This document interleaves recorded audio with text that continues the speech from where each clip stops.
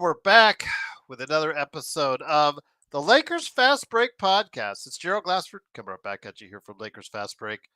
Pop Culture Cosmos, where we cover the latest news and trends in pop culture each and every week, twice a week, wherever you get your podcasts. Of course, also Gerald Glassford from Inside Sports Fantasy Football. Catch that when we come back to you with some more great episodes. But again, Pop Culture Cosmos, wherever you get your podcasts. Also, as well, the Lakerholics crew, you know they're happy after a tough sledding with a couple of losses that they shouldn't have gotten. They did finally get the win. Lakerholics are going to be telling you about it upcoming at Lakerholics.com. Also, a good friend as well, Mr. John Costa, Clutch Talk and Lakers Corner. Hopefully, he'll stop on by. Also, as well, of course, Empire Jeff TV covering the Lakers and the Dodgers. And happy birthday to you, Daniel Berry Sports Highlights. Yo! Go ahead and make sure you like and subscribe. All those great places, all those great people, including Stone Hansen, including DBASH, including Empire Jeff, including Legend 350, including Alfred Esmond, all these great folks, including Lakers Live as well. Shout out to Lakers Zach. He is going to be watching the game in Denver coming up on Saturday, so shout out to him as well. Of course, Clutch Talk and Lakers Corner, all these great places. Please like and subscribe, but don't forget to like and subscribe to here at the Lakers Fast Break. It really helps out the channel. We're over 2,200 subscribers strong, and we need more. We need more. We're greedy like that, so go ahead and like and subscribe to help us out.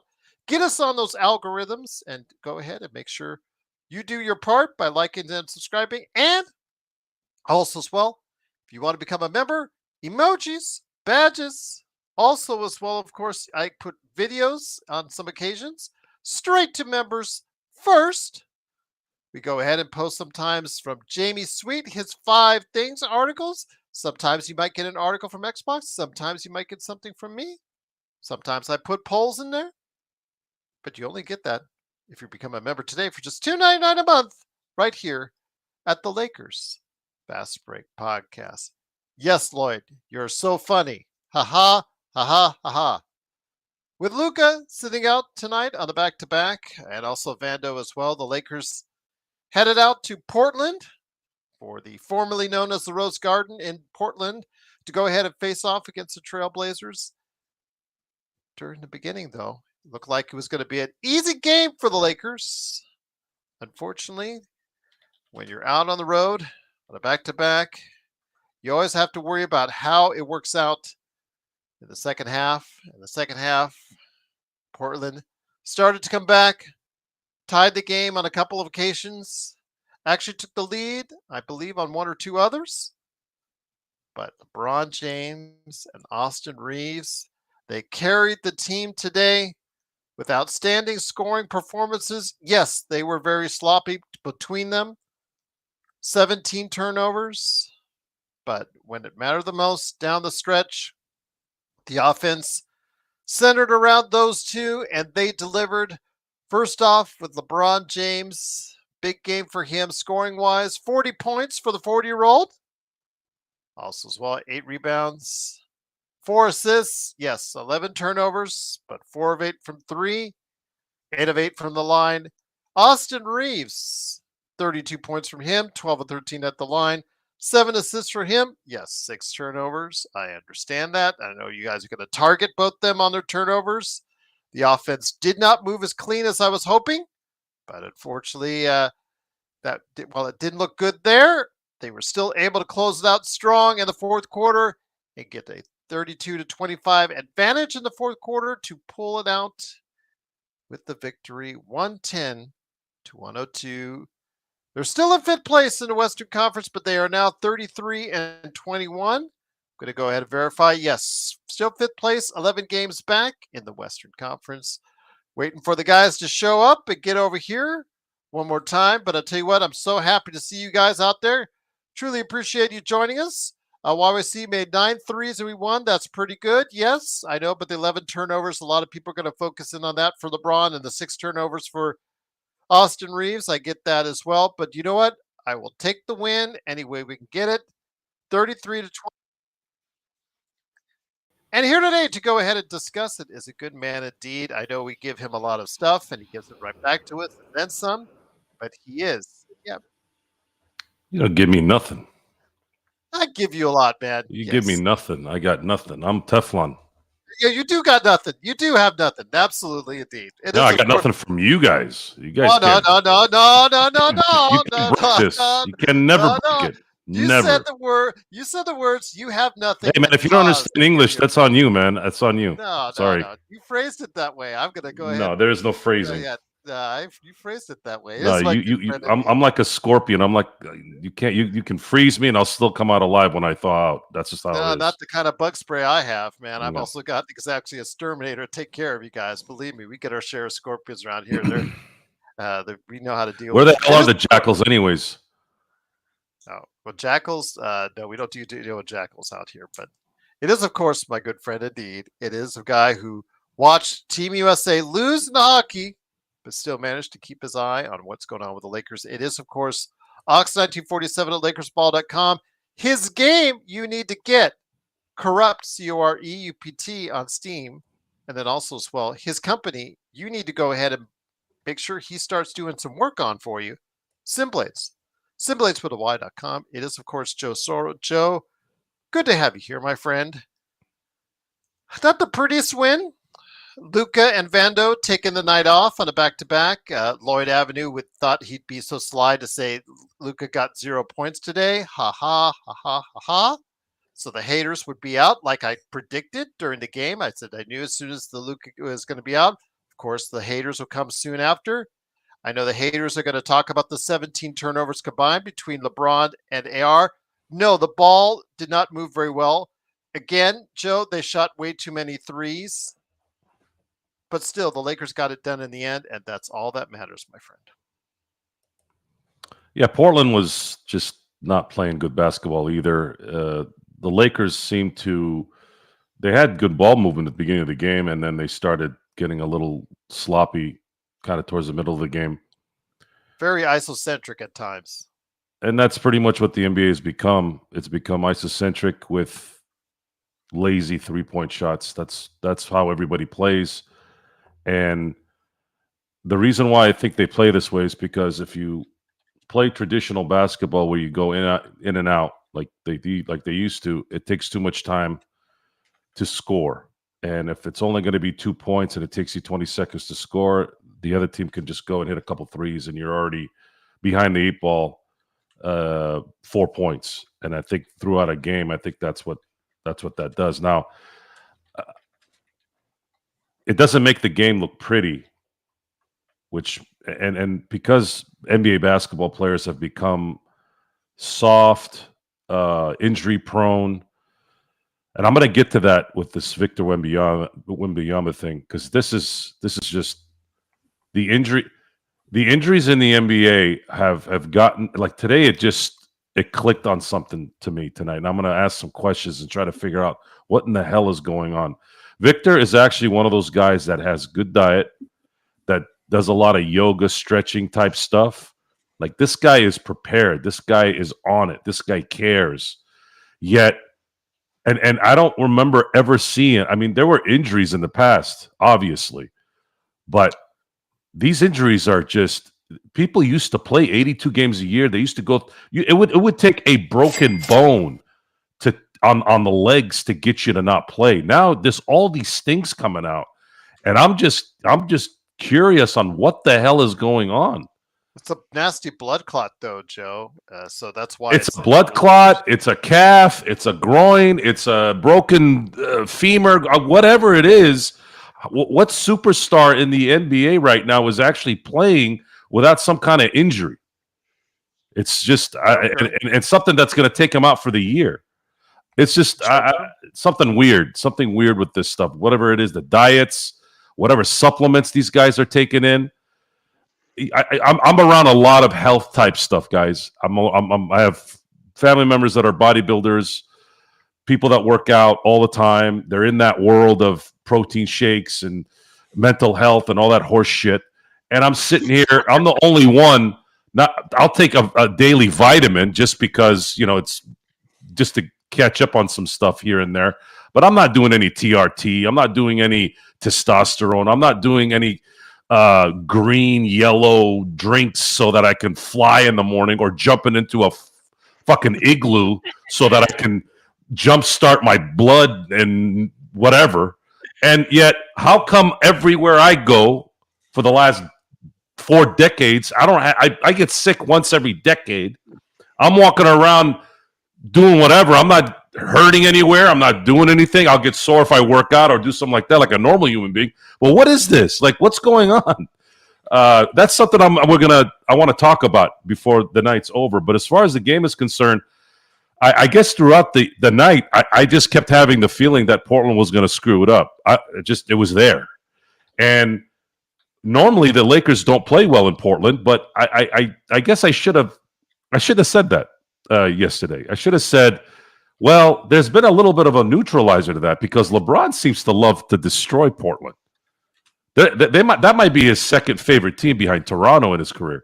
Am I wrong on that, Gerald G? I think that might be what, that's at least if it's top five. LeBron wasn't even playing well today, but he couldn't miss.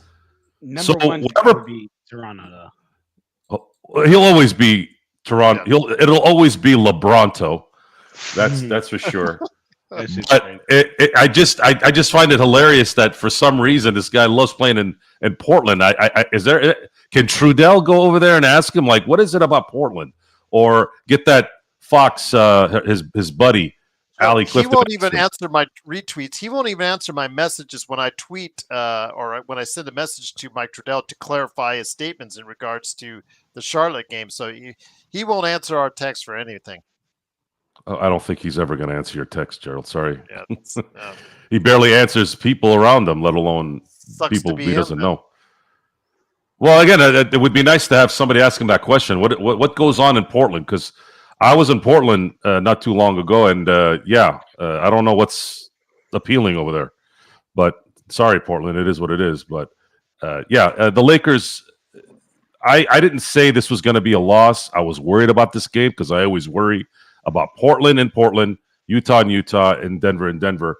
But the Lakers played better than Portland tonight, and Portland wasn't really that good either. But a win's a win. They got out of this schneid. So now the toughest part of their schedule is about to come up, and the Lakers are going to have to get ready to saddle up, baby. Once again, it is the Lakers. They win 110-102. And also here today is a good man indeed. It is, of course, the mastermind behind what we all see out there as two of the best channels out there for basketball. Clutch Talk and Lakers Corner. It is, of course, John Costa. John, great to have you here. I know, again, a lot of people are focusing on Luka not being there. I know that some people are trying to talk smack to Joe because LeBron hit it big today with the 40. I think if you look up Joe near the beginning, Eduardo had a nice comment pointed at you. John, and someone said in the chat, I think it was YYC, about how the defense is still suspect. I mean, there's still some glaring things that I'd like to see change. The fact that Jackson Hayes is not a rim protector, even though he's 7 foot athletic, it just doesn't make any sense how he cannot block some of the shots that are easily going over him for layups. But let me just tell you this, John. In recent weeks, let's go since the Washington game. They held Washington to 96. They held the Clippers to 97. They held Charlotte to 97 and Portland to 102. The others games were in the teens, like 112, 117, 113. But they have, for the most part, and Philadelphia, that was kind of bad too. But still, since the clock has turned 2025, their defense has been a little better. A little better. Still not where it needs to be, but they are playing more aggressively on defense. And despite our misgivings on Vando, who also was out today, DFS, the addition of DFS, has done a lot to go ahead and create a lot of good things on defense and some occasionally good things on offense. I know a lot of people in the chat were talking about how much should we sign him for, how much should we retain him, et cetera, et cetera, et cetera. Again, he doesn't usually get you more than the 10 points a game, which is something that frustrates me. He did get to only 10 today, but he did some clutch things near the end of the game. And of course, the biggest factor when he was on the court, the Lakers were plus 20. John. Absolutely, and our defense has gotten better, and I'll give credit where credit is due, and especially based on my expectations. Because losing Anthony Davis, I thought our defense was going to plummet, and it did plummet, but I thought it was going to plummet a lot harder than what it actually did. But to your point, though, Gerald, we have been playing some rather weak competition in those games that that you mentioned to me, the Hornets, the Portlands. I mean, Clippers are probably the teams that you had ran off, probably one of the best teams that you listed there, and that's not even like a top team that we should be comparing ourselves to because I'm the type of guy where the bar's high, Well, there's a right? team right below us in the standings. Absolutely, right? But if we want to get to where we want, if we want to, raise up Larry OB, if we want to even be in that direction, not saying that, that's a realistic opportunity this year, but if we want to even start to look towards that, we need to, compare ourselves to the top dogs in the league. And comparing ourselves to the top dogs in the league, um, that did it does us no good comparing ourselves to the Hornets, the Clippers, and whatnot. But credit where credit is due because our defense absolutely did improve. But a little bit on today's game, man, I'm I'm happy we won the winnable games because I talk about this all the time. Don't lose winnable games, guys. Don't lose winnable games. But damn, it really took a 40-point game out of Braun. It took Austin Reeves playing 40 minutes for us to get a win on the freaking Blazers, y'all, ah, playing down to their level. It's the same shit I said last time when we played the Hornets. We played down to these teams' levels every time we play a team that's weaker than us. Every time we play a team that I don't give a fuck if Luca's there or not. Why do we play down to their level? And to me, that'll be a question that um, we gotta. I'm always gonna be forever trying to figure out because to me it's just it's ridiculous, man. I feel like we have to get punched in the mouth first. It's every time we play these weak teams, something has to happen to wake us up. Something has to happen for us to be like, oh, okay, fourth quarter, like the Lakers, they went on that like 12 and I don't know 14 to 3 run in the fourth quarter. We only had to go on that shit because we lost the lead in the third quarter. Something had to happen. Something had to punch us in the mouth for us to get there. Come on, man. I just think if we can bring it early, um, give these guys rest, be able to get it done easier, more effective wins. You know what I'm saying? And I'll shout out one of my homies that I play basketball with a lot. He always tells me like, John, when you're hooping, just take these dudes 2-3 dribbles and get to the hoop. Any more than 2-3 dribbles is just you just doing too much at that point. You exerting extra energy because any good basketball player should be able to get by somebody with 2 or 3 dribbles.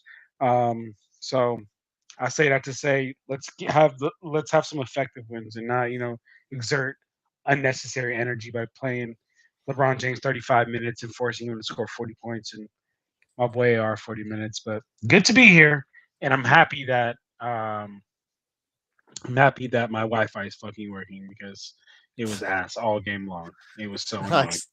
So I heard and kept on hearing, but it was great to have you, however limited it was, on playback along again with Zach, Danny, Sports Baby, Xbox, Nick, also as well, of course, Shano, Magic Man himself, leading the charge.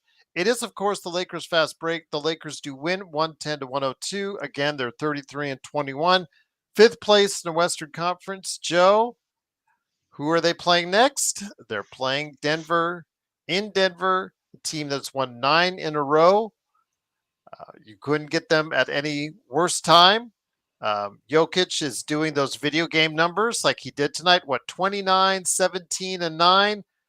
Murray has started to play well more consistently. 34 points tonight for him. Add in a dash of Aaron Gordon and enough supporting cast. They look right now like one of the hottest teams, if not the hottest team in the NBA. And the Lakers, I'm not sure if they're going to be able to cool them off on Saturday. But as I've been telling people, Joe, I don't want to take what happens on Saturday as the full grain of salt on what exactly we should think of the Lakers at this point in time, regardless if everyone's there or not. They just need more time to play with each other before we get a real evaluation on this team. And I don't think Saturday is going to cut it, Joe. Well, they're not going to be able to freelance like they have. They're going to need to play fundamentally sound basketball. Make sure you got to go into this game like it's a playoff game. Mhm. And if you start throwing up threes when you shouldn't, when you bounce passes when there's no passing lanes, this game will get out and quick. It'll get out quick and fast. And next thing you know, you'll be down 12.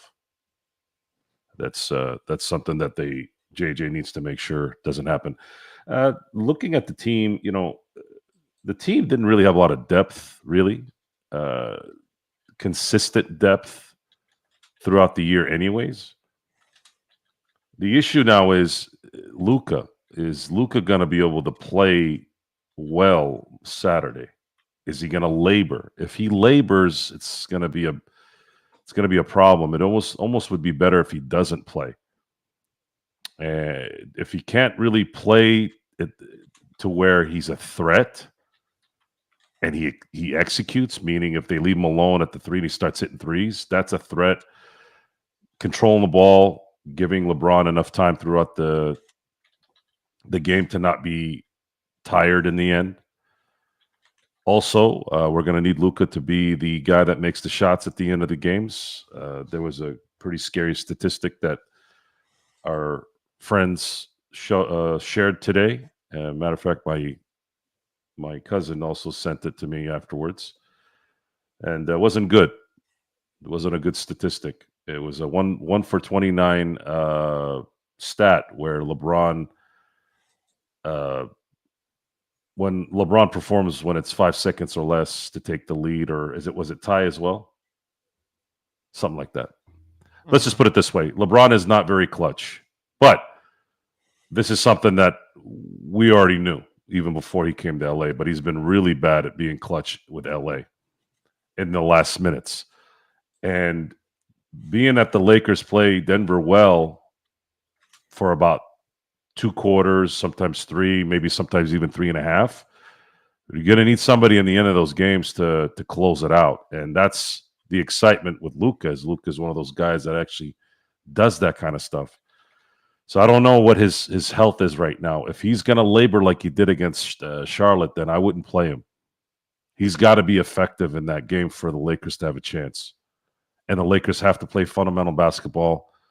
And I like their energy. I like how hard everybody's playing. Jackson Hayes is playing hard. DFS was the X factor tonight. Matter of fact, he had the best plus-minus for the night. And he made some crucial plays, whether he was making a shot or getting a rebound or getting a putback. Rob, I kind of equate the DFS trade like the Ariza trade in 2007. He could be that guy, that under the radar, even though there was a lot of rumors that we were going to get him. But he's that player. He's that role player that can make a difference in certain plays during the game when your team is at full peak. And that right there, guys, is what we have to wait for. We have to wait for Luka to get back to 100%. Otherwise, I don't know how this is going to play out. Even when he was 100%, there was still going to be a lot of effort that was going to be needed. But when you play in the playoffs, when you get to the playoffs, and if they can get a first-round home court advantage, then things can get interesting, especially with what happened with Boston last year. They were able to avoid every primary player that they played in the first 3 rounds, and then they were fresh as hell going to the finals when they met Dallas, whom beat really the 2 best teams statistically at that point, and then struggled to kind of get back that magic once they kind of ran out of gas towards the end there. So we're going to have to be patient. We're going to have to wait. All this talk, all this nonsense about did Luka do this? Did this guy do that? Just watch the games and just stop talking. Yeah, Go ahead, watch John. the game. Watch the game and stop talking. Sure, that's cool.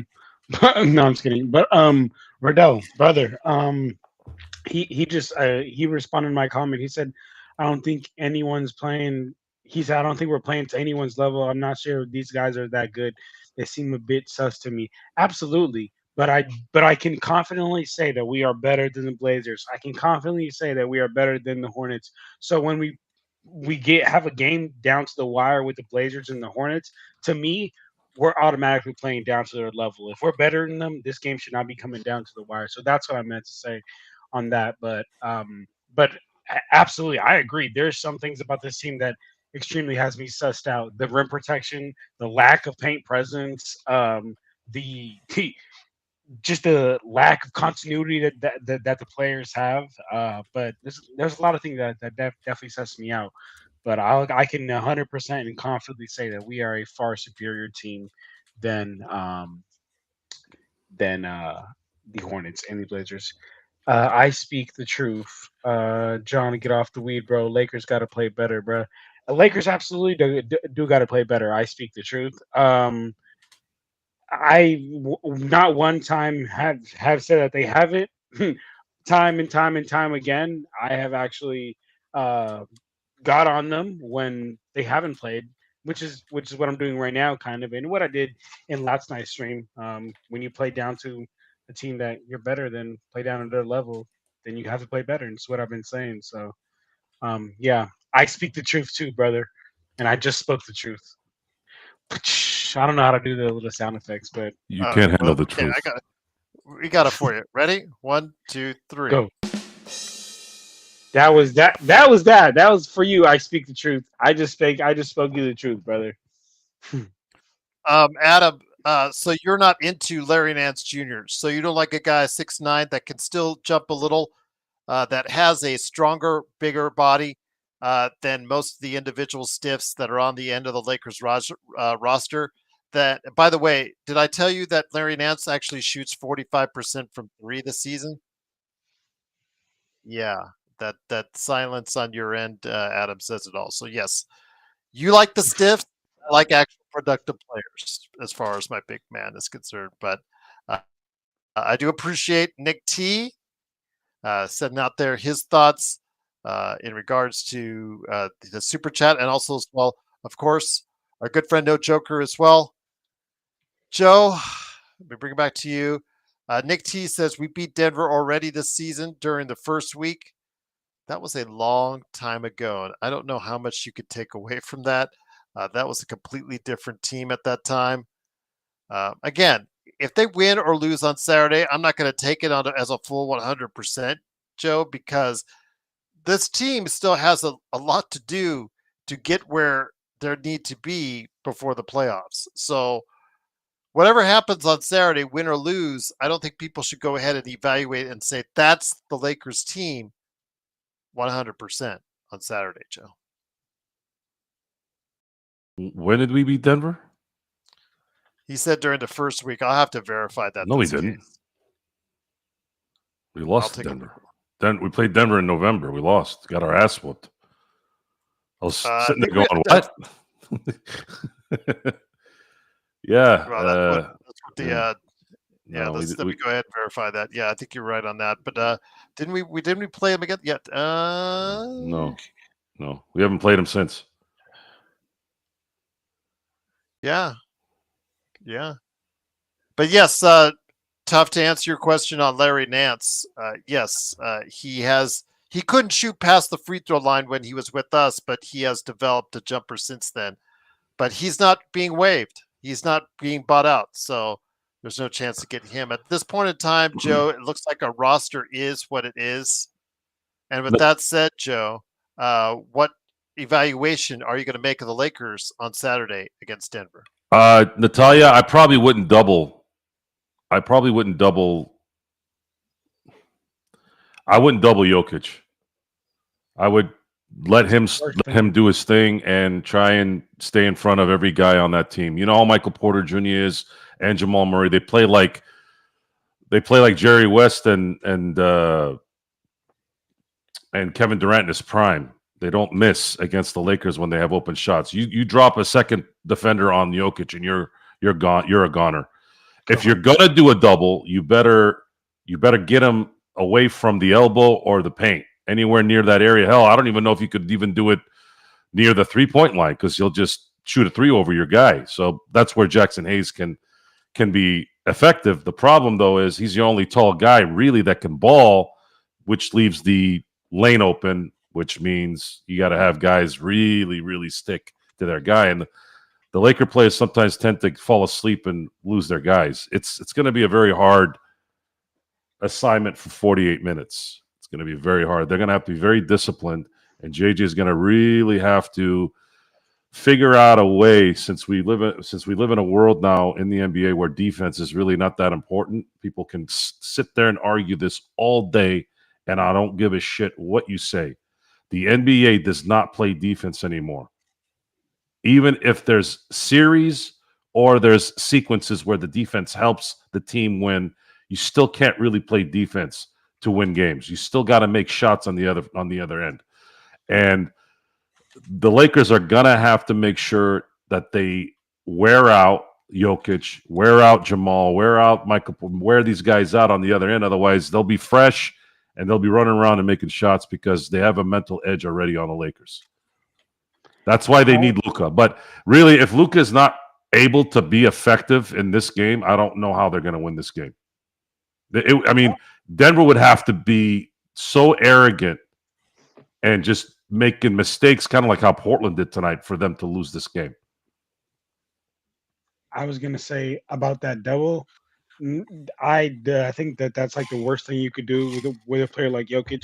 But if you are going to send the double, you can only send it on the dribble. When he takes that first dribble, that's the only time you could send it, because that's the only time that we could possibly have a chance of being able to get there without end up getting burnt.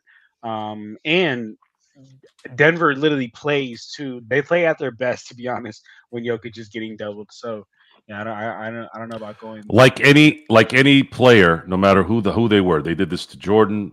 They try to do it to Kobe. They try to do it. So both Jordan and Kobe are right-handed shooters. Jokic is a right-handed shooter. If you're really gonna try to get him uncomfortable, try to make sure he goes left. Now he'll still do that one drop shot. And another thing with Jokic is, for some weird reason, he always makes this weird wild shot at least once during a Laker game. For sure. So let him get that shot early so that you don't have to worry about it the rest of the game if you have to.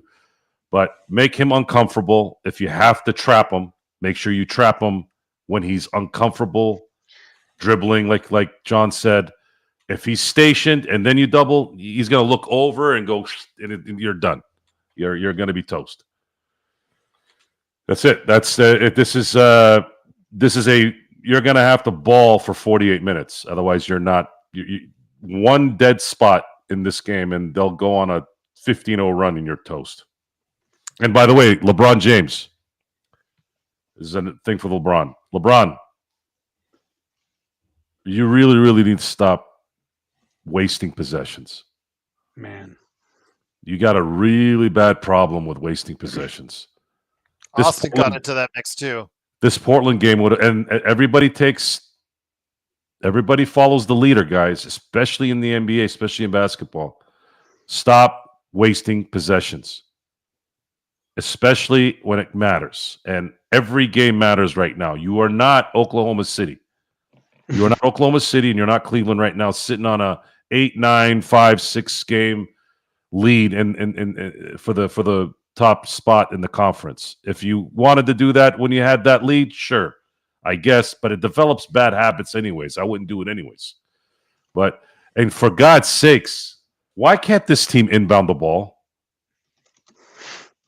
Can somebody answer this question for me? Simple fucking mistakes, Joe. Simple mistakes. Why can't they inbound the ball? Not lock the fuck in. That shit was ridiculous. How many turnovers? Rodell, we corrected that already. We got that already corrected and put that in the chat. Yes, they lost on November 23rd to the Nuggets. Yes. Yes. We've already let Nick T know that. Yes. Go ahead, guys. Sorry.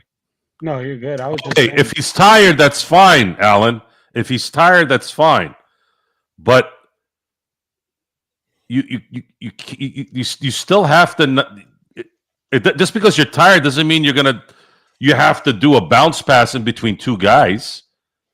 That doesn't make any sense. If you're tired, then be more safe with the ball. If you want to take a shot and you're open and you're tired, instead of maybe taking an easier route to the basket because that takes up more energy, fine. It's the bad decisions. It's the wasted possessions that I don't like, because that stuff builds over time. You know, a 7-point lead could be a 14-point lead if you simply don't turn the ball over. What could happen is you could take a shot, let's say, instead of make a bad pass, and maybe DFS puts it back in. Maybe you get an offensive rebound from Jackson Hayes. He puts it back in. Maybe Jackson Hayes gets the rebound, finds Rui open for three, hits a three. It's better than a stupid pass that is very low in the effective department to get a turnover.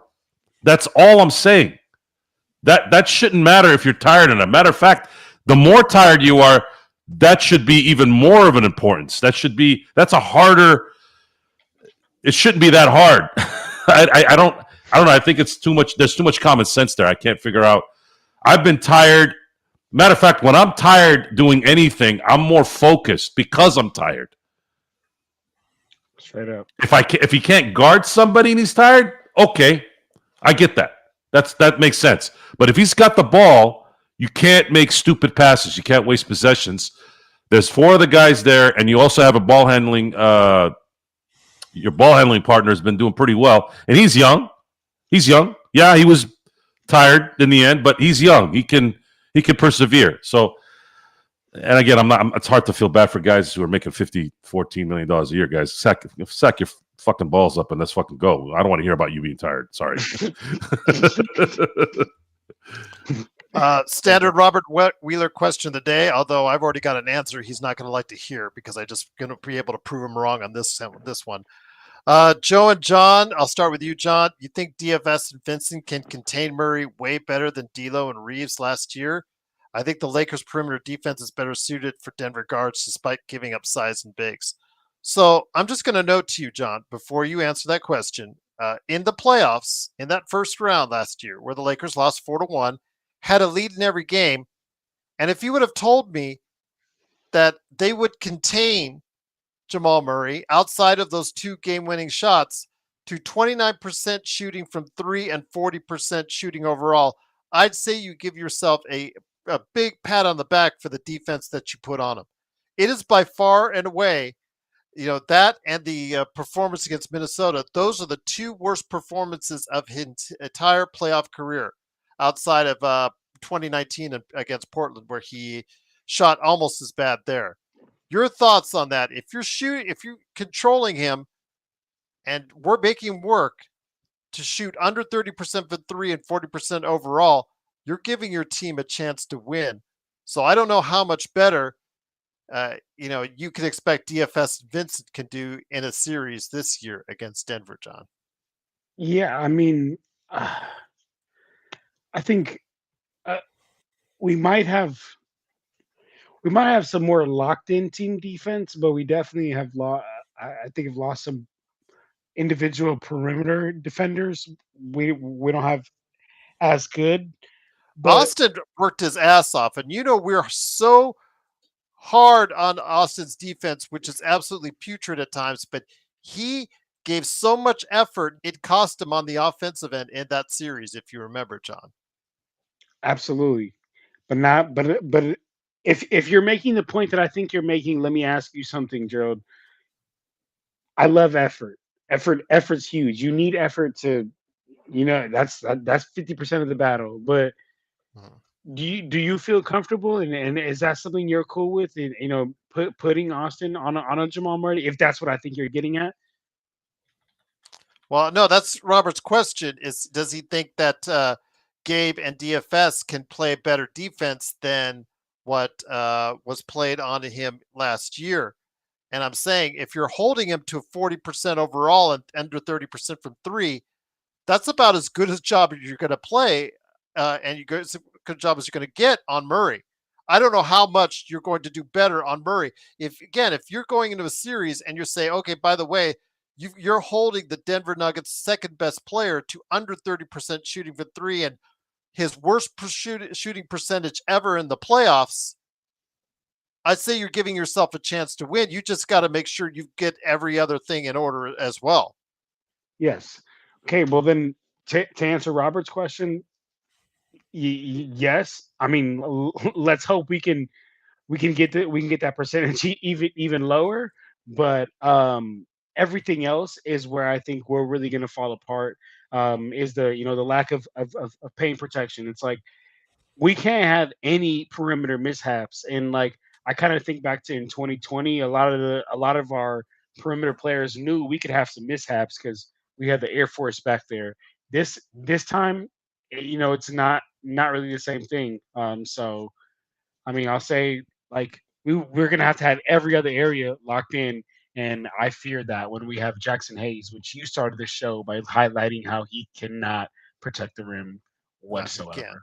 He can't. It's just awful to see someone with such athletic gifts be so inept on the defensive end. But Joe, Robert Wheeler wanted to ask you a question on that. Do you think the Lakers can do a better job guarding Murray this year than what they did in the playoffs?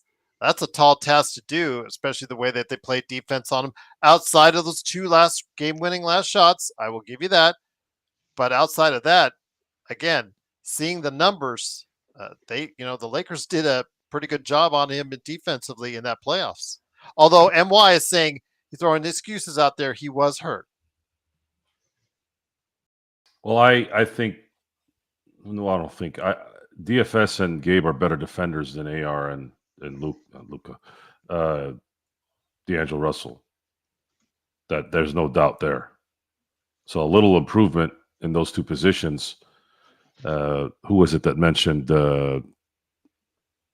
DFS guarding Michael Porter Jr.? I think that's a good matchup there for DFS. But what if DFS has to guard Murray? Well, it doesn't matter either one. The key it will be, and this means nothing unless Luka can play Saturday or any other day against Denver. You can't lose Anthony Davis, whom struggled even as good of a defender as he was. He struggled against Denver. He was all this Jackson Hayes doesn't protect the rim. What the hell did AD do against Denver the last 9? Well, I'm just saying the playoffs, 9 games. He was not good at all in any of them, really. And they got their ass whooped again with him earlier in the year. So what is it? What do you want from Jackson Hayes that AD did? Because AD didn't do shit either in those games. So what you have to do with Denver is you got to make them work on the other side of the court. The Lakers didn't do that because they made stupid mistakes. They were contained. They didn't play fundamental basketball. They shot threes when they probably shouldn't have. They didn't. All they did was Floyd. All Denver did was Floyd Mayweather the Lakers every time they play them. Except this last game. They got blown out from beginning to end.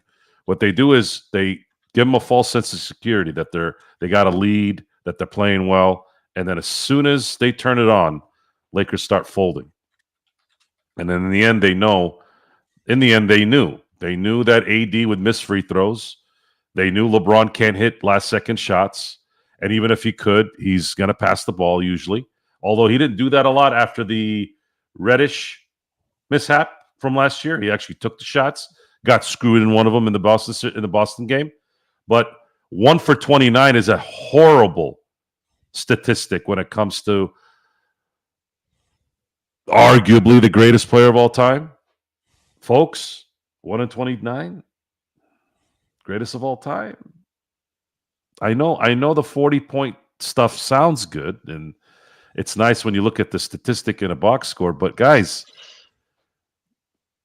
You have to look at the NBA these days, much like how you look at the NFL.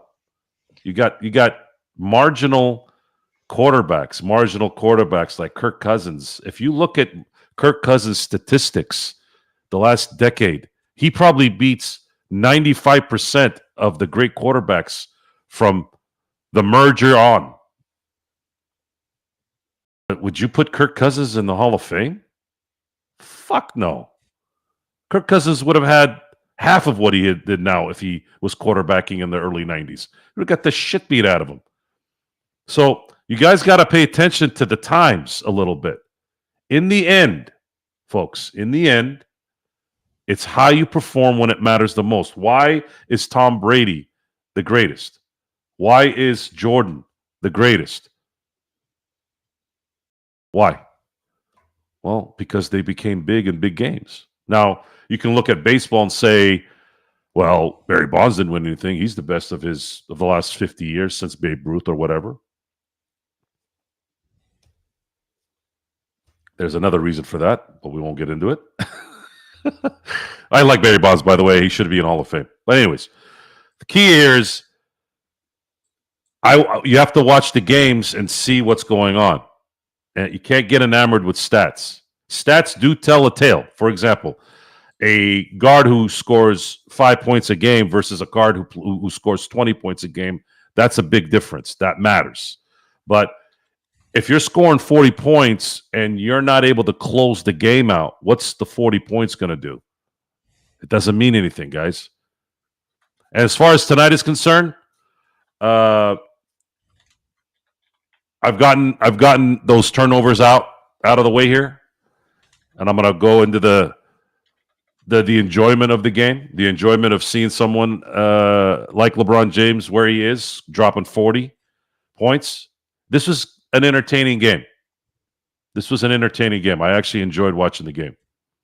But the reason why it's hard to really, really enjoy it is because every little thing matters right now. The Lakers don't have a margin for error. It's like you can never relax. So every win matters if it's there for the taking.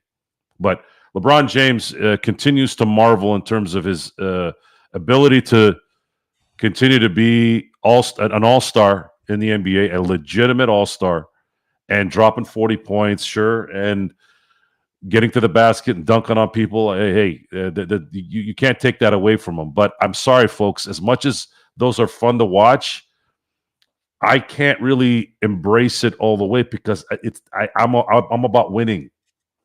So I don't get off on stats. Like, I'm not sitting there going, yeah, LeBron got 40. I'm going to go tell all my friends tomorrow. And it wouldn't have mattered if it was LeBron, it was Kobe, or whatever. Even the Kobe 60 to finish his career, it was a beautiful way to end. Beautiful way to end a career. But it's still, they were in the playoffs. It was a regular season game. It cool. And even Kobe had commented on that. He's like, it felt like everybody's kind of making this out as like it was a playoff game. He knew because that's how he thought. That's how his brain worked. And I'm just wanting the Lakers to be successful, and I also know that it might not be this year. I think the Lakers did what they needed to do in acquiring a player that is going to be the future, a player that I really like watching play, and I'm going to try to enjoy this as much as I can, but I think there's also that part of me that says this thing needs to get put together a little bit more, and that's just how this is going to play out. No joker. Joe's been called on many occasions a LeBron hater. He's also been called on many occasions a LeBron stan, which tells you if that's the case. And so many calling him, he hates him.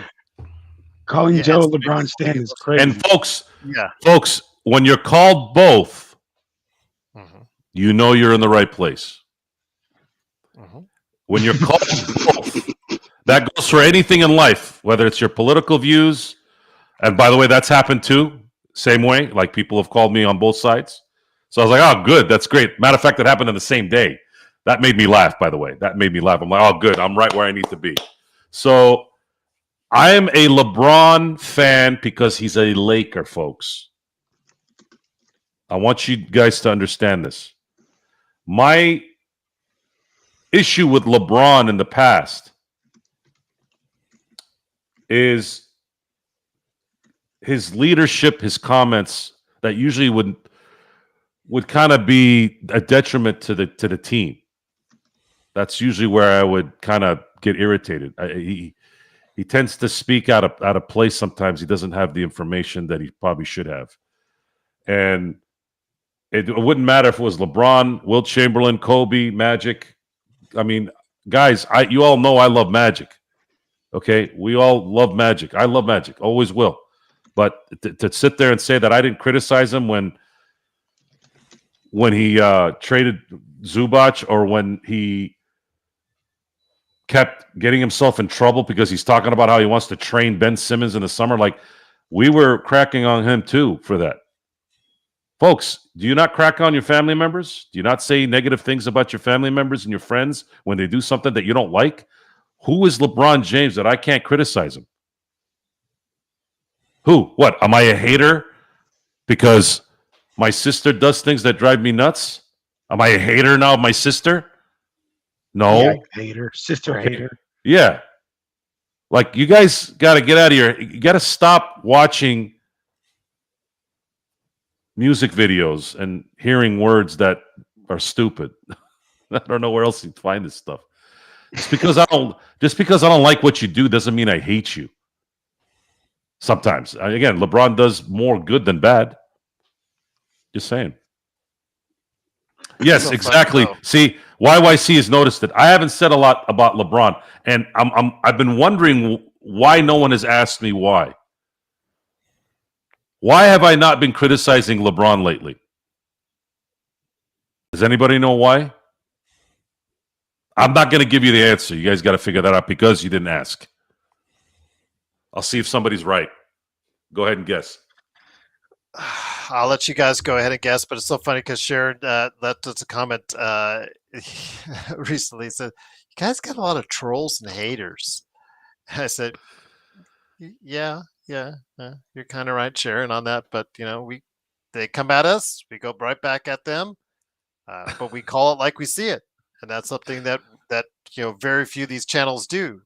They want to placate to make sure that they keep their base and whatnot, and you know what? We just tell the truth as we see it, and you guys don't like it. Well, Jeff, is that all you do? You just come on here on the chat, just keep talking about the same thing. Jeff is a nice troll. Just being a nice troll. Honestly, every interpretation is that's what makes America great. I'm sorry, I saw the MAGA thing. It came to my head. The freedom is it's the freedom to disagree.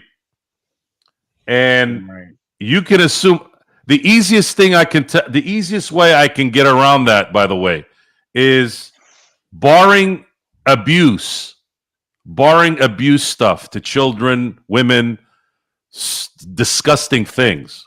Whatever you think about me, you're probably right. And this is much easier for me to lay that down and just let you do what you do. Just like a guy, I was reading something about Adrian Peterson. It was about when he tore his ACL, and then the following year he won the MVP. He recovered so well that he ended up having one of the greatest seasons for a running back ever. Won the MVP, rushed for 2,000 yards, and everyone thought that he used steroids. Now, I can't prove that he did or didn't. But the thing that he said was, he goes, I actually look at that as a compliment. He goes, I didn't, but if you guys think I turned into this because of that, and he knows he did it right, hey, cool. That works for me. You're gonna think whatever you want to think. That's fine. I can't stop you. I can crack on you. I can yap about it, but in the end, it's just better to you guys believe what you want to believe. Once again, the Lakers do win, 110-102. It's Gerald Glassford along with Joe Soro, aka Ox1947, LakersBall.com. John Costa is doing his recap right now. Hopefully he'll be back to join us. But Joe,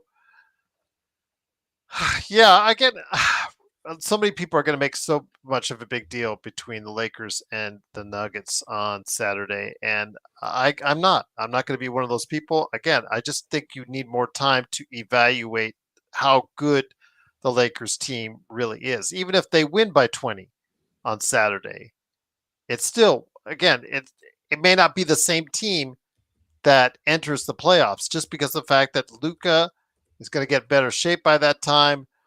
He'll be play more with LeBron. How does AR fit in all this, et cetera, et cetera? So I don't want to go ahead and just really, just evaluate and say, yeah, they're this or they're that after Saturday. But so many in our chat are already going to do that, Joe.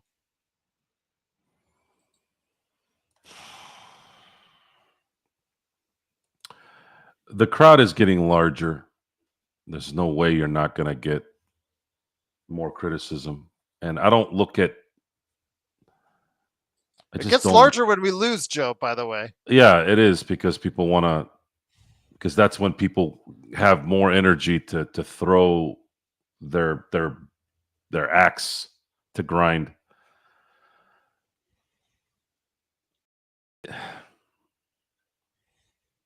It's too soon, guys. It's too soon to want this thing to be what we want it to be. This change that happened 3 weeks ago was so franchise shifting, and the guy that we got was already rehabbing from an injury that had plagued him for a while, and he played through it. And I found it weird that no one commented on that, other than I think it was might have been Markeith only that might have commented on it. Don't quote me on that. I think it was Markeith who said it. Somebody said it. I think it was Markeith. That Luca was playing on that messed up calf and still doing what he did all the way through the finals. And the season ended.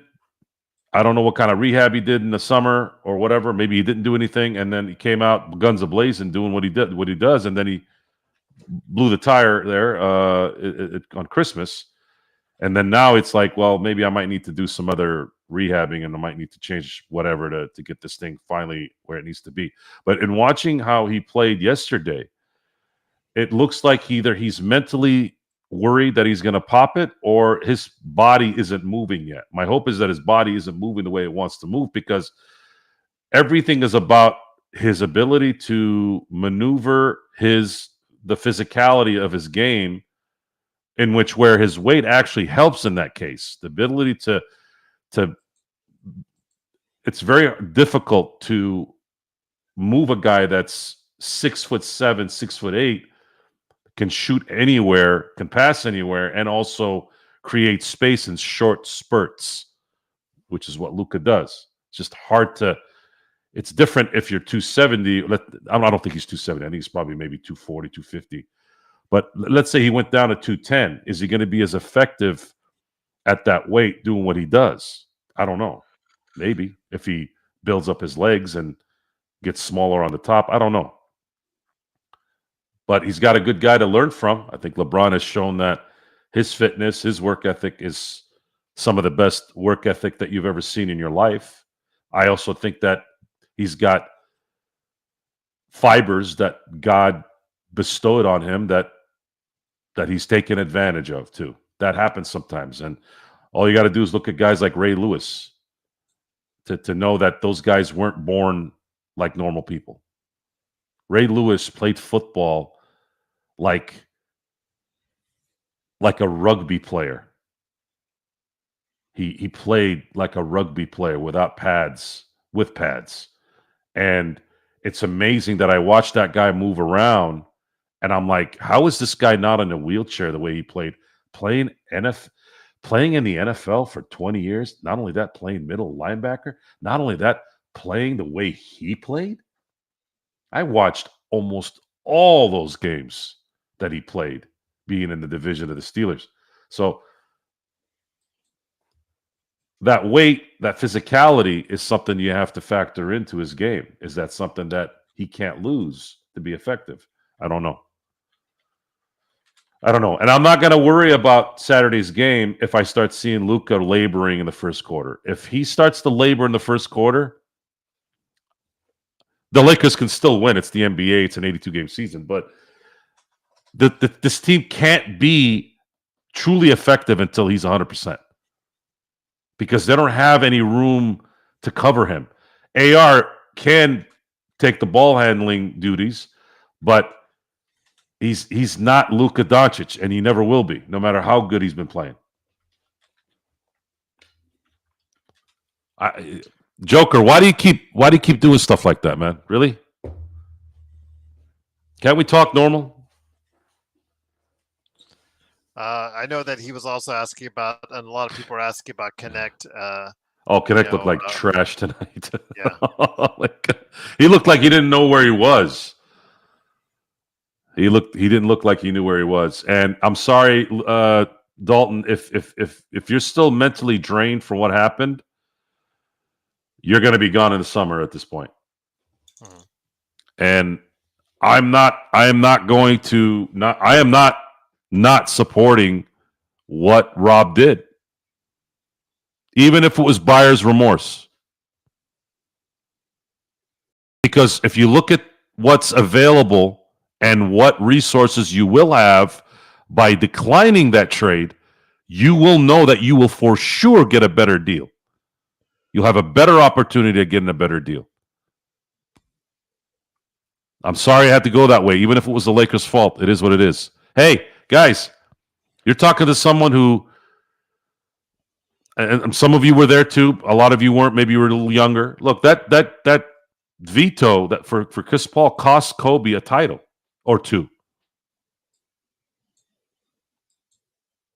It cost Kobe a title or two, and I'm never going to forget it. Never. So that's it. And I had to watch my baseball team get cheated too, twice. So if you got a problem with that too, I don't give a shit.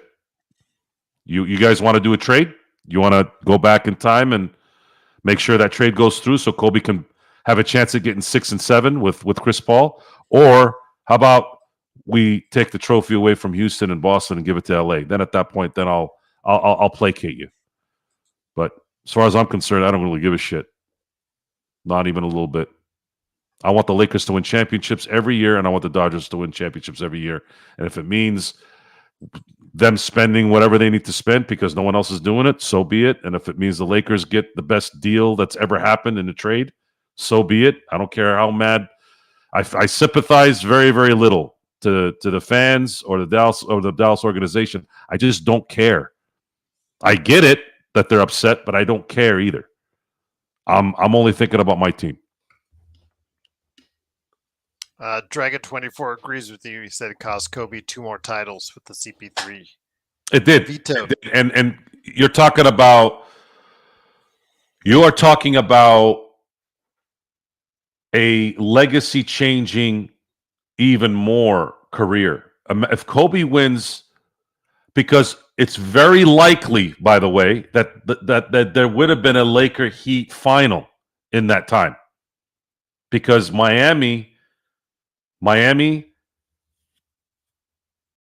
went to 4 straight finals. The Lakers with CP3 and what the Lakers were planning on doing, even if Dwight left after that year, even if he's still left, you still have CP3 at the apex of his career, in his prime with Kobe. It would have lessened a lot of the wear and tear on Kobe. But again, it's something we can never prove. It's just a discussion on where I'm at on all this thinking about stuff.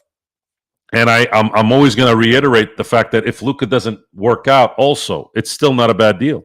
It's still a great deal. They got rid of a player that had its highest value left right now. Even at the end of this year, AD's value would have lessened. You would have never gotten a player like Luka Doncic for him. And I want you guys to really let that soak in a little bit. Even if Luka doesn't work out, even if he doesn't win a championship, it still was the right deal. And it's still the LA Lakers, and the LA Lakers will always, always find their guy. because they keep doing it.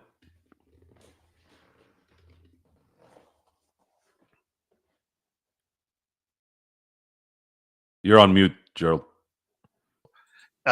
Sports Baby said, "Can we give Indiana Luca?" I'm like, we'll keep him around here for a little while. I think maybe we can give you Luca when he's 38 and give us a couple championships. Yes. You give us one of your studs by then. I don't know. I'm sorry. I don't that's a good one. That's a good one, Juan. Lakers win 110-102. Joe, though, another concerning sign. It's not just connect. The bench only gave us 13 points, although this has been a theme for the entire season. No Joker. We're not going to be able to land a center now. We have to wait until the off season for that, when you have to look into free agency and or a trade for that.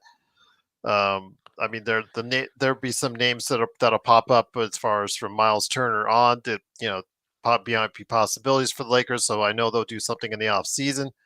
But for now, we do have the team that we have. And Joe, seeing the guys off the bench were kind of ugly. I mean, people. I think Thameless was telling us Jameson is the deal, and then I watched him do a jumping shot put from 1 foot and hit the side of the backboard on it. That caused, I think, a 24-second violation right after. So that didn't look pretty. He just does not look like he's going to be able to be the answer. Koloko has had several chances and hasn't been the answer. But 13 points overall from the bench, it's just not going to work. Not just because of the center position, but from everyone else coming off that bench, from Connect giving you a donut. It doesn't matter. We did not and cannot only get 13 points from the bench and expect to keep on winning the majority of our games, Joe. The bench will improve likely this offseason because there's a big chance that if the Lakers can get the center that they need, and maybe another player that could be a starter. I don't know if that's possible. We'll see. Then you can use Rui, and we don't know if Rui's going to be part of the package in these deals. It's going to be.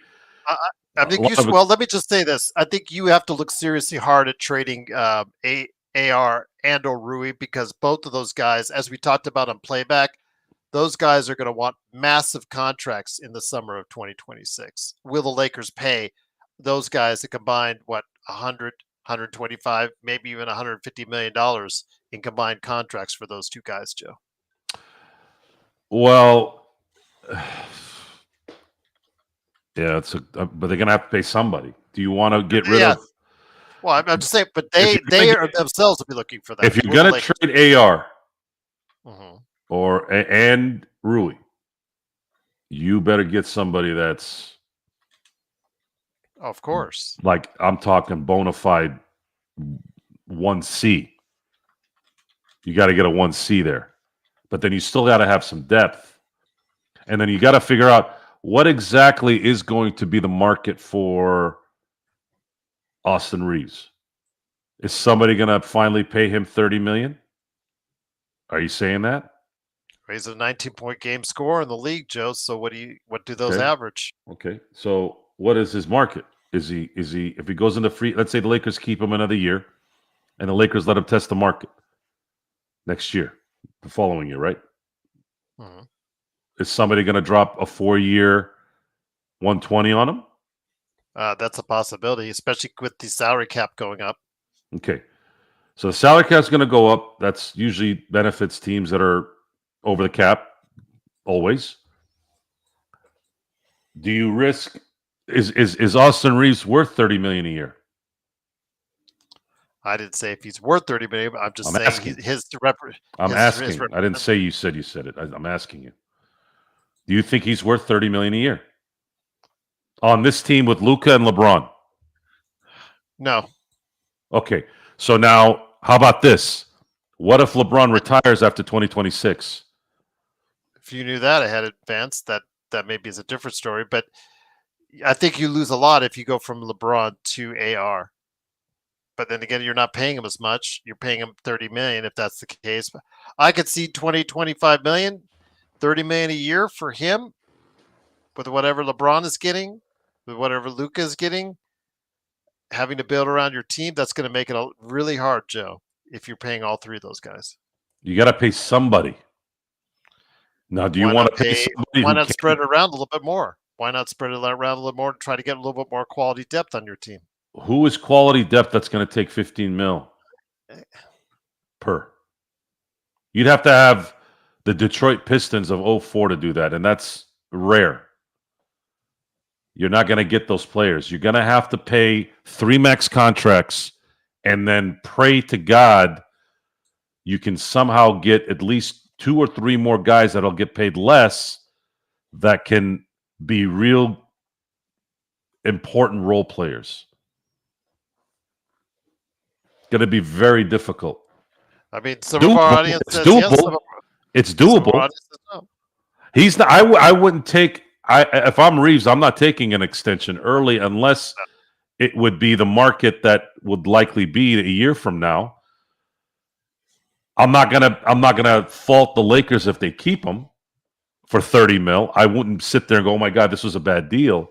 What the Lakers need to figure out is how are they going to acquire the players that they need to make this at least a bona fide, safe 7-man rotation.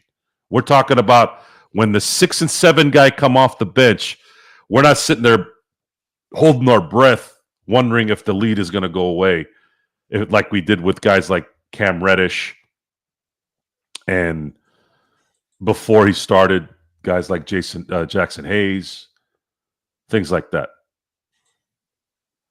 It's a difficult question to answer. The talent in this league is so limited, and the ones that are maybe a little bit better than limited are getting paid so much money. And you saw, what did Jeremy Grant do tonight? Imagine if the Lakers had traded for that guy. Almost nothing, Joe. The guy was useless. Where was DeAndre Ayton? This was the first pick in the draft that Trae Young and Luka Doncic was in.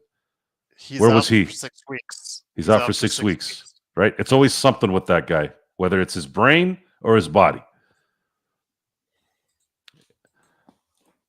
Yeah. But even our audience is divisive on that as far as how much do you commit to AR? But you're right. If I was his representative, I would not take an offer early. I would not take an extension offer early because he can get the most and maximize it the most in the summer of 26 when the cap rises, and there'll be more than just Brooklyn Nets that have cap space to be able to work with their books, Joe. I'm thinking I'm not too worried about AR. I'll worry about AR after 2026. Let it play out. I believe that the Lakers will entertain trading Rui, Gabe Vincent, Vanderbilt, and whomever is on a last year's contract here this summer. That's going to be tough to trade that Vanderbilt contract, right? But yeah. Again, we're talking about there's some assets that they still have, and I am no longer going to say a trade is going to be tough anymore. Okay, even if it is. Nothing is well. We said that nothing is impossible now. Yeah, nothing is impossible now. Yeah. Nothing. Yeah, nothing. I mean, I will now will probably believe that Nikola Jokic traded to the Lakers. What? I will believe everything until I don't see it. At this point, this is I'm still in. The shock is still somewhat lingering, but it's starting to become normal. You get used to it, but yeah, that's a good one too, Jack. Thanks for mentioning. Yeah, Kleber is also an expiring contract. There's the Lakers next year, not this year, next year. Yes, the Lakers are again. It's a tradable contract, even if there was another year on it too as well. It's $11 million. Yeah. The Lakers in my basketball viewing life pulled a trade out that is sitting at number one in my lifetime. And now it's just like when you condition yourself so much, everything else should be a less hard to do. I have a lot of confidence that the Lakers are going to figure out how to get a big man this summer, someone that will work well with LeBron and Luka, and try to really go balls out next year to win a title. And if they win the title next year, let's just say hypothetically they win the title in 2026, does LeBron come back or does he retire on top? There's a lot of storylines there that you can think of if that's how it plays out. But once again, it is the Lakers fast break. It is just sort. See, this today, I cannot. When you go mute, I can't hear you today when you're up. It's just so weird that one day it's like, man, I was hearing all you guys. You said you were hearing us all off air too on mute. That was so weird. It is, of course, the Lakers fast break. The Lakers do win 110-102.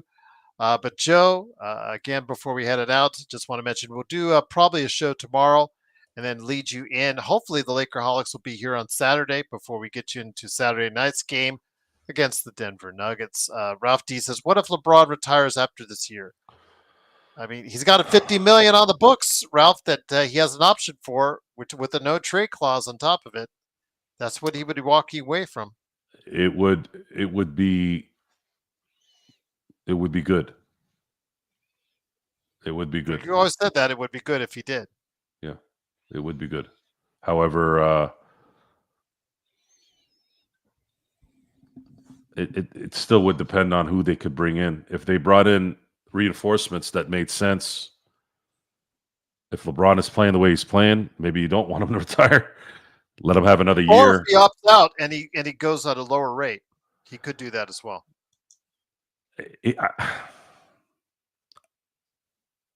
I'd have to see it. He said he would do it for the right player last summer, but we saw how that worked out. Who is that player this summer that the Lakers can acquire to where it would justify taking a pay cut? I don't know. Better not be Joel Embiid. Most of the players out there that might be hinting at wanting to leave their current teams, guys like Giannis. I don't know if there's going to be a chance to get those guys until they can actually really go into free agency. Better not be Joel Embiid because he did. I don't know if you caught his comments after the game. He said, "Yeah, he's going to have to get his knee right because they said there's something really wrong with it." And I'm just like, "Oh my god." Joel Embiid said, "Quote: He needs to fix the problem in his left knee in order to get it back to the level he's played at in the past." No, I'm not talking about Joel Embiid. I'm talking. No, I'm just saying. I was putting that in as far as because I wanted to give people an update on Joel Embiid because they got their butts kicked by Boston tonight. This team is going totally off the rails after going all in free agency and getting Paul George and looking like they were going to be a super team and it's been anything but. And again, we're already looking like Joel Embiid's going to be needing some off-season knee surgery as well. Naz Reid has been a name I've been seeing, and I think somebody had mentioned it even on here for a small blip. He's got a player option here at the end of the year. When you're talking about the perfect player for this team, that would be it. Mm-hmm. But I don't know how you can get him on. They're going to be in the first apron, which means they can't really pay him the full MLE. Is he going to not? He's probably going to want more money. So, and I don't see Minnesota trading in conference to make the Lakers better. I don't know. It's. I guess at this point, I'm glad I'm not the GM. But we didn't see that before with Luka. So it's a decision that the players are the players will have to make the decision because you got all you ever could have ever wanted with this Luka trade. You would have never gotten this trade at any time in life other than when they did. There's no way that would have happened at any time except the way it happened now. And the players are going to have to decide on what they want to do. They voted for the CBA. They knew that maybe they did, or maybe they didn't know what it would eventually be. It's gonna. I'll tell you this: the last couple of free agent summers have been pretty bad. This one's going to be exciting, much like how the trade deadline was on this one. Very top heavy, but still very impactful.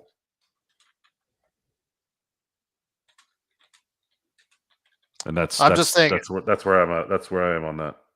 Well, I'm Sharon. I'm asking to clarify. You said you would not like to see LeBron take a pay cut if he plays next season, even if he asks for the team to go ahead and do so. If they somehow magically can get a player or two that can help solidify this team even more. Okay, Lloyd. What if she's saying? What if Luka and LeBron both leave this season? Luka leave the season? He said, yeah, those are exact words if you want to take a look at the chat. Well, let's look at that. Let's see if that's possible. Luka right now is signed through next year. So he can't leave this year.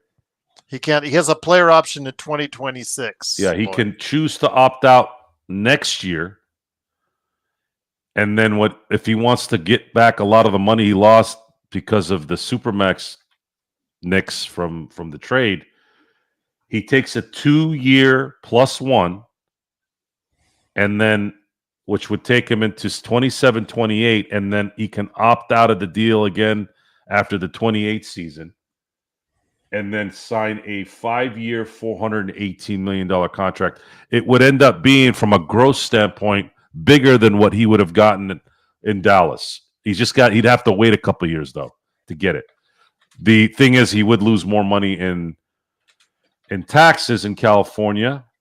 However, I do believe that he would get more endorsement money as a Laker than he would as a Maverick. So, but I don't know what those numbers would be. But I have a pretty good feeling, especially if he wins a championship between now and 2028. He's not going to get the money.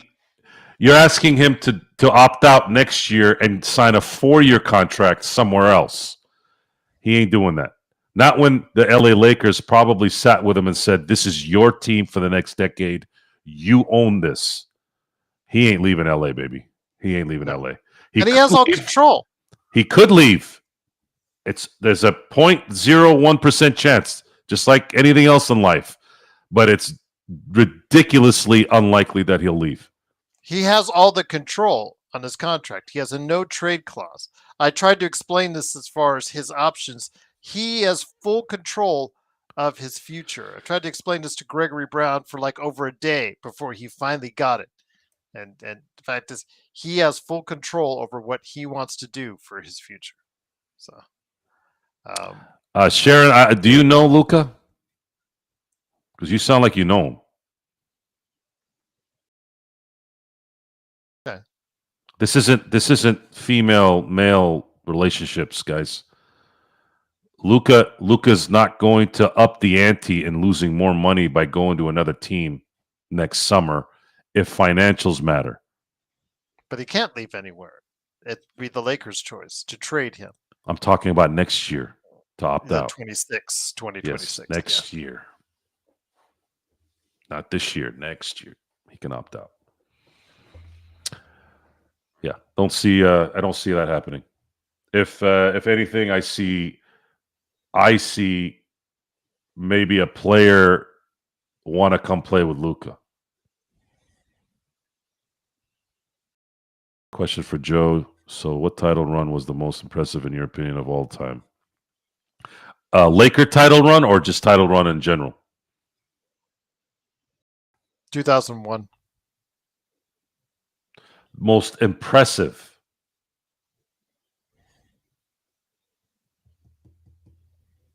I'm waiting for her to say Lakers or in general.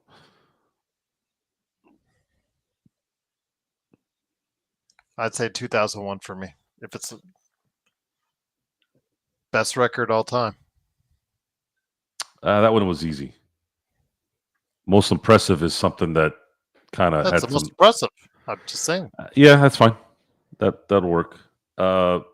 If it's a Laker, oh, in general, yes. Yeah, I figured she meant in general. Honestly, the most impressive title run I saw from a cohesiveness, who they beat, who was involved. The most impressive title run I've seen in my lifetime was the 2014 Spurs.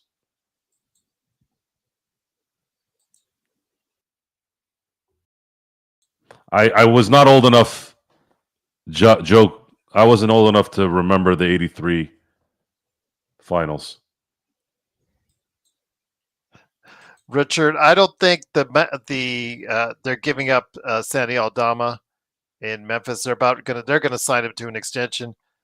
Nas is maybe gettable, but again, it depends on how Minnesota is going to play itself out, and whether or not they can continue forward with Alex Rodriguez. They're probably making some cuts. Sharon, what are you talking about? The bragging about the pay cuts. What's that mean? I'm not understanding what you're saying. I knew you were going to see that one. She said with the Dodgers, you were bragging about taking pay cuts. I think deferments. I think what you're maybe misunderstanding is deferments. I'm gonna see what she says.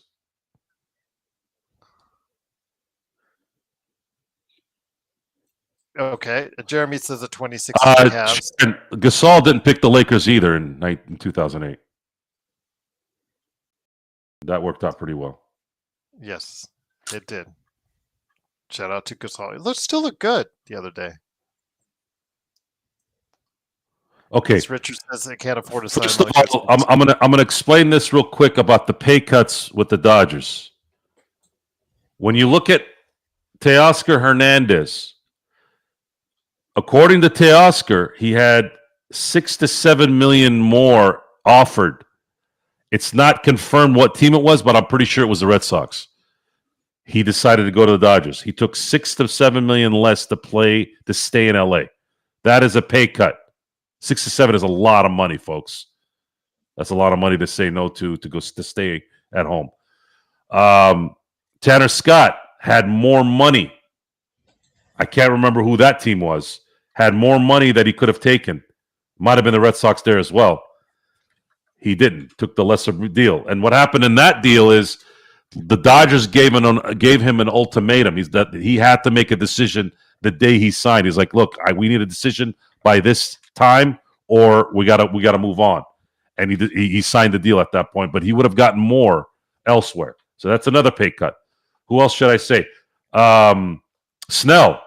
Snell, based off of what Corbin Burns got, if he had waited out a little bit longer, he probably would have gotten over $200 million, especially after what Burns got from Arizona, because he's better than Burns in my opinion. But he didn't. He took less because he's like, I got to go to LA. I want to win. I'm tired of this. I'll take 183. So, and I'm not going to discuss deferred money. Folks, they've been deferring money in baseball for the last freaking billion years, okay? Go read a book about it. Bobby Bonilla of the Mets.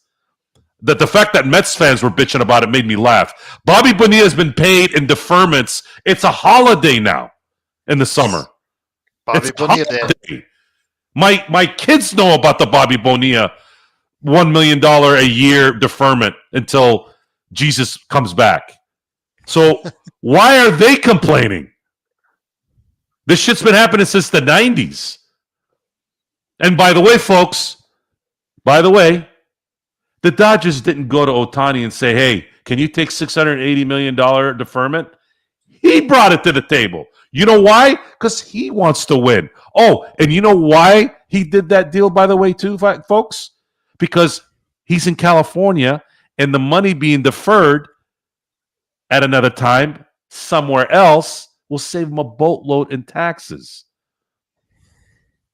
Know your economics, folks. Know your numbers. These guys have $1 million accountants and CPAs that know more about numbers than we'll know about breathing Oxygen. And I'm going to say it again, Gerald. I don't give a shit if they spend $1 billion a week. Every championship the Dodgers win, I'm going to celebrate. And if you got a problem with it, you can eat shit. I want my titles back from 17 and 18. I want them back. You're not going to give them back to me? Fuck you. Then let them win 5 in a row then. Now on a $700 billion payroll for all I care. Fuck that. No. And I'm going to watch every single game, even the Cactus League games, spring training, Tokyo games. I'm going to watch every single game this year, and I'm going to watch the World Series and the 5th inning again in between it. So suck on that. I'm not telling you that, Sharon. I'm just saying in general. Yes, I don't want Sharon coming back at us saying, why did you say that to me? Where's Jeff? This was shit that he would want to hear, right? He got tired of you. He just came in and said results and bounced. Something like that. But it is, of course, the Lakers Fast Break. It is Joe Soro along with Joe Glassford. Thanks again for watching this thing. All right, Jeremy, I'm going to answer your question before we head on out. And then also, I think I'll refer back to one of Robert's last questions, and then we'll head on out. Jeremy says, best player on the Dodgers. Oh, Tarny. I think that's an easy question. I mean, I saw him do the bullpen session. Guys, and this is another thing. Dodger fans are just as stupid, too. It's a lot of times useless as well. My God, the bunch of fucking pussies, my God. Every time, maybe they shouldn't pitch him.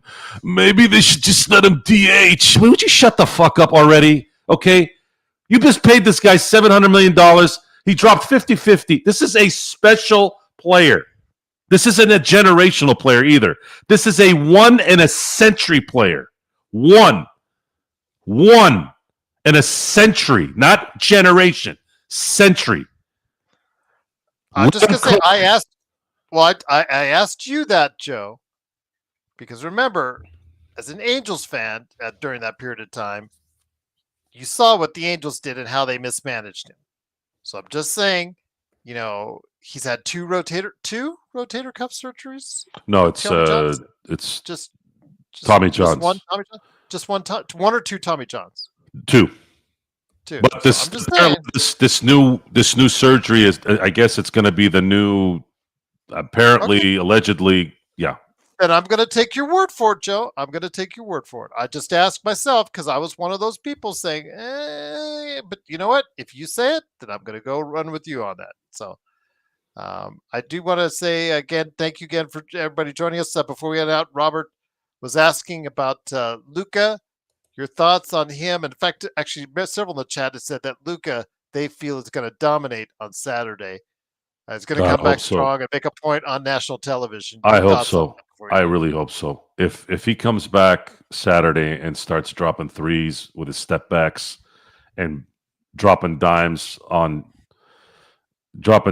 that first game he played, how many alley-oops did he get, Jackson Hayes? I think it was 3. What was it 4? Or I don't know. I think LeBron had one too. Oh, that's right. Okay, yeah. Joe, if the Lakers somehow pull it off this offseason, would they be the? Yeah, my God, yeah, probably.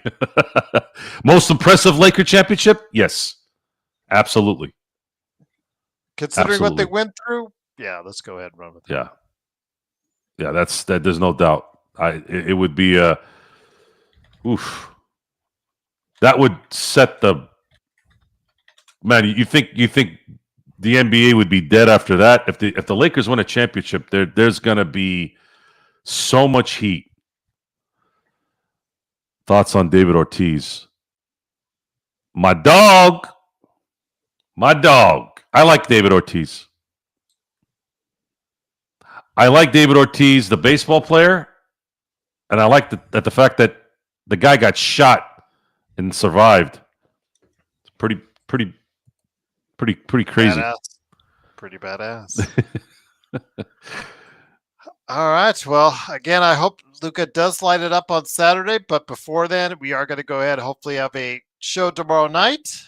Go ahead and discuss even more what's going to go on Saturday. And then, of course, hopefully the Laker Holics will get together for a Saturday show as well to get you prepared for the Lakers and Nuggets.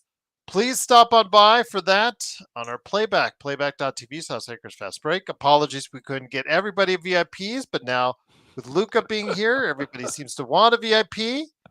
But again, thanks for joining us. As Sports Baby said, Sports Baby, it was great to talk to you actually on playback tonight. It was great to have you there along with everybody else. But any last thoughts, my friend, before we head on out?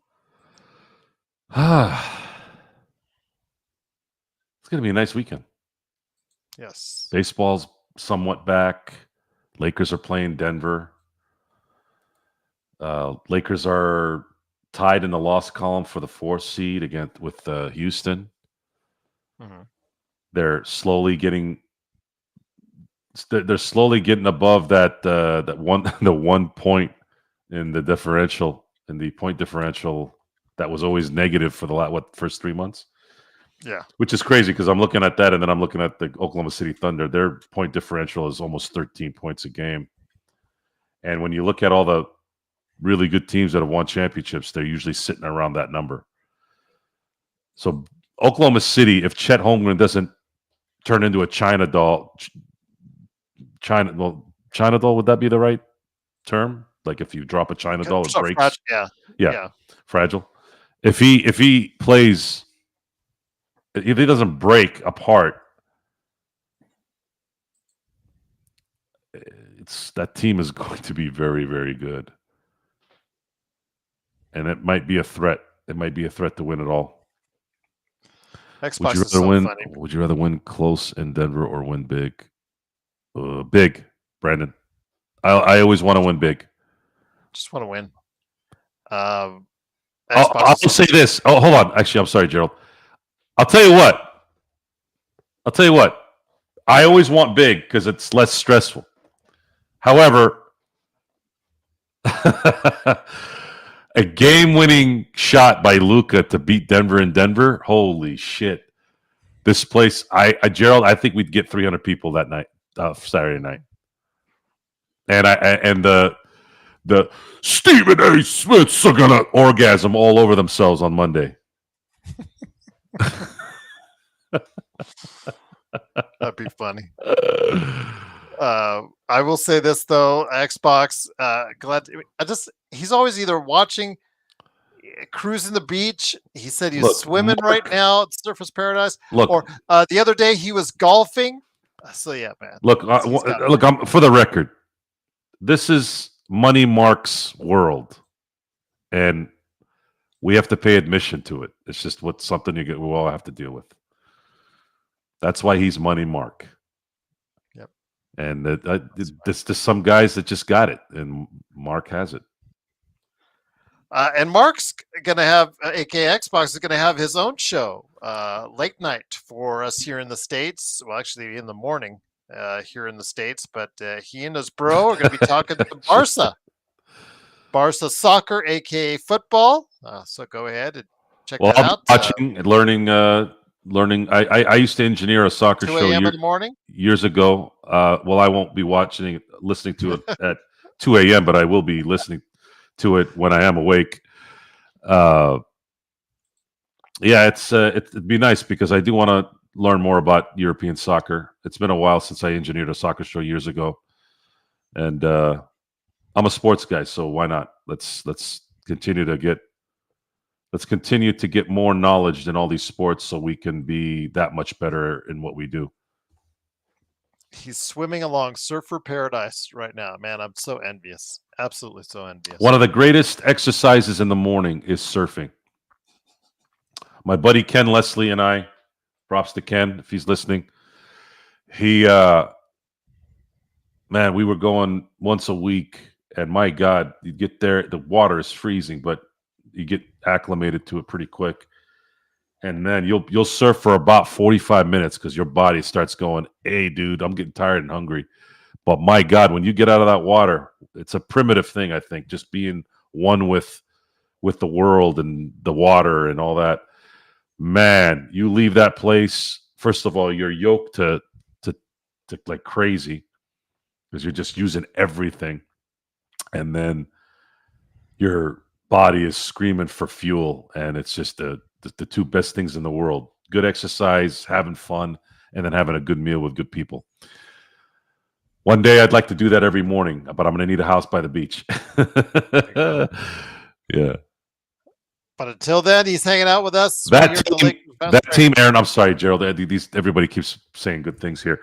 That France team in '98, man, I remember that vividly. Man, those guys were just they took out Brazil. They took out everyone. They were on fire that year. Probably one of the more dominant World Cups I've seen from a team. SB, you're trying to poke your Australian fellow bear right there as far as with that topic right there.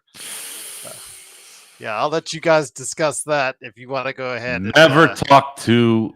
I have a friend who's a Ronaldo fan. Mark, who's my brother, is a Messi fan, and my buddy who's a Ronaldo fan is my brother too. Man, and he loves Zidane too. I mean, he's from France. Well, he that's his like first home when he left Mali.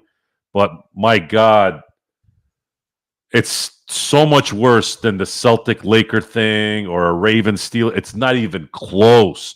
You just say Ronaldo in front of a Messi fan, and they're ready to murder your whole block, and vice versa. I showed a clip to my buddy who's a Ronaldo fan. I showed a clip of Messi's security guy running what looked like 100-yard dash in like 4 seconds to stop a kid from coming from the stands to greet Messi. And I'm like, dude, look how fast this guy's running. And the only thing he said after I showed him the video is Messi. I'm like, I'm not showing Messi. I'm showing the guy. Oh, man, that's funny. But Crazy. stay tuned for that next week. Should have a start date for that. But yeah, probably be on early in the morning for people, but they'll be able to catch it right here at the Lakers Fast Break. So I'm honored to go ahead and showcase Mark and his brother talking Barca football. Is right it Barca or Barca? I said Barca the other day, but I felt weird. So he says Barca. So there you go. So I'll go with it. They say Barca in America. Yeah, that's maybe it doesn't mean anything. Yeah, that's true.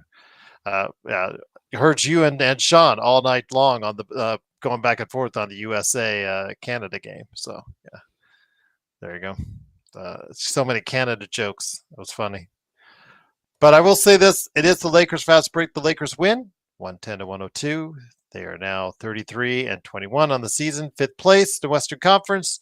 We'll be back tomorrow to go ahead and get you prepped even more for the Lakers and the Nuggets. Hopefully you, me, and everyone out there will be able to catch the game on playback.tv/Lakers Fast Break.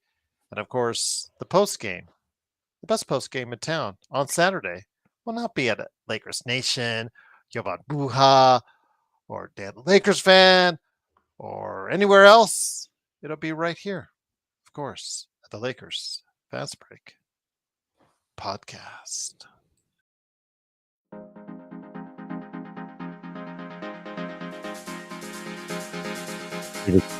Mark. By the way, I'm going to table the Victor Wembanyama comments I wanted to make tonight. Oh, I'm sure you'll let us know at some point on tomorrow's show. I teased it and didn't even come through it. That's bad radio. Well, I'm sure you'll let everybody know tomorrow. I just did. Yes, I know.